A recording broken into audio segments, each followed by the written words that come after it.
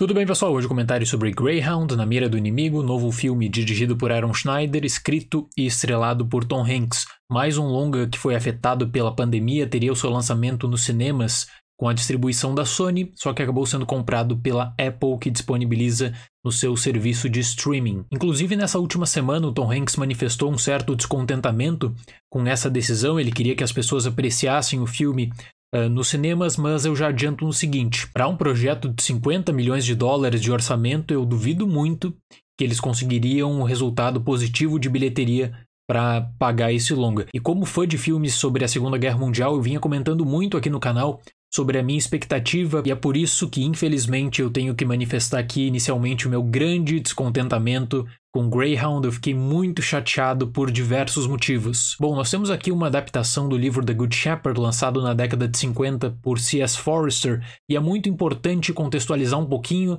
a questão criativa em torno desse período, porque na década de 50 existem duas questões fundamentais: a popularização dos filmes sobre batalhas marítimas na Segunda Guerra Mundial e a popularização dos livros sobre batalhas marítimas também. Existia um fenômeno, inclusive. Esse autor, o C.S. Forester, publicou vários livros sobre esse tema. Então, analisando estruturalmente Greyhound, se fosse uma produção da década de 50, faria todo sentido. Até porque, naquele período, os estúdios contratavam uma grande estrela do cinema para uma produção de no máximo 90 minutos. E pensando no Tom Hanks como roteirista, eu imagino, por exemplo, que ele usou como fonte de inspiração Run Silent, Run Deep, O Mar é Nosso Túmulo, ou The Enemy Below, A Raposa do Mar. E digo isso porque a formatação é muito próxima, existem várias semelhanças. O que me chama a atenção é que Greyhound é um filme que custou 50 milhões de dólares e ele tem apenas 80 minutos de duração quando você retira os créditos. Vou deixar o trailer na descrição, mas a história segue o Capitão Krause, que é interpretado pelo Tom Hanks, que comanda uma missão aliada para cruzar o Atlântico Norte, infestado por sua vez de U-boats. É uma história muito simples, tanto é que a primeira coisa que me veio à cabeça na rolagem dos créditos foi: que baita oportunidade desperdiçada, porque você nota que de fato existiu um grande investimento na caracterização, existiu um investimento para os efeitos especiais.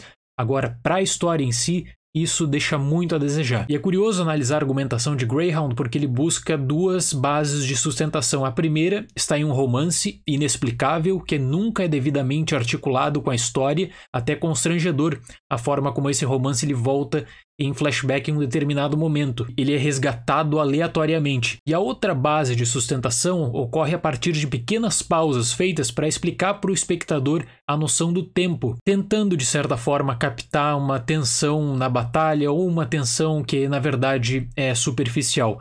Por isso eu digo que nós temos uma série de incoerências. Confesso para vocês, não tinha conhecimento de The Good Shepherd, essa obra base. Eu esperava ainda assim um filme voltado para o Tom Hanks, mas não da forma como foi feito aqui. Você não tem um coadjuvante sequer que é devidamente apresentado. Não, é apenas o Tom Hanks. Apenas o Tom Hanks tem notoriedade, apenas o seu personagem merece certo desenvolvimento e olhe lá. Porque, como eu falei, a questão do romance chega a ser constrangedora. A decisão base, no entanto, é contar a história a partir do ponto de vista do protagonista. Ou seja, nós acompanhamos a história do Krause e nada mais que isso. Não existe análise da estratégia alemã, não existe sequer algum tipo de antagonista alemão nas telas, a não ser os U-boats, que são as ameaças. E eu quero deixar claro o seguinte: um filme ele não precisa colocar esses rivais na tela, não precisa dar tempo também para eles. Eu comentei aqui no canal sobre o clássico Barco, o filme de 1981, que tem uma dinâmica de desenvolvimento de personagens que ela é espetacular. E veja, nós estamos aqui em um filme com o mesmo contexto, com o mesmo pano de fundo. Qual é a diferença? Que em O Barco, a força dessa construção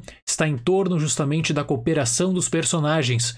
Todos eram importantes, todos tinham as suas tarefas. Em Greyhound existe o posicionamento do capitão, interpretado pelo Tom Hanks, como um ser iluminado, um ser que só toma atitudes corretas e que é perfeito. Então, ao tomar essa decisão de privilegiar 100% o Tom Hanks, de não dar espaço, repito, para um coadjuvante sequer, o filme, na minha visão, acabou desapontando bastante. É claro que nós temos como base uma obra de ficção, é importante mencionar isso também, mas existem alguns elementos que no livro podem fazer sentido, claro, só que na aplicação para as telas, na aplicação para o cinema, você precisa de um mínimo de adaptação, porque senão a história vai perder força. Eu não tive contato com a obra original, mas é essa a impressão que ficou ao analisar Greyhound.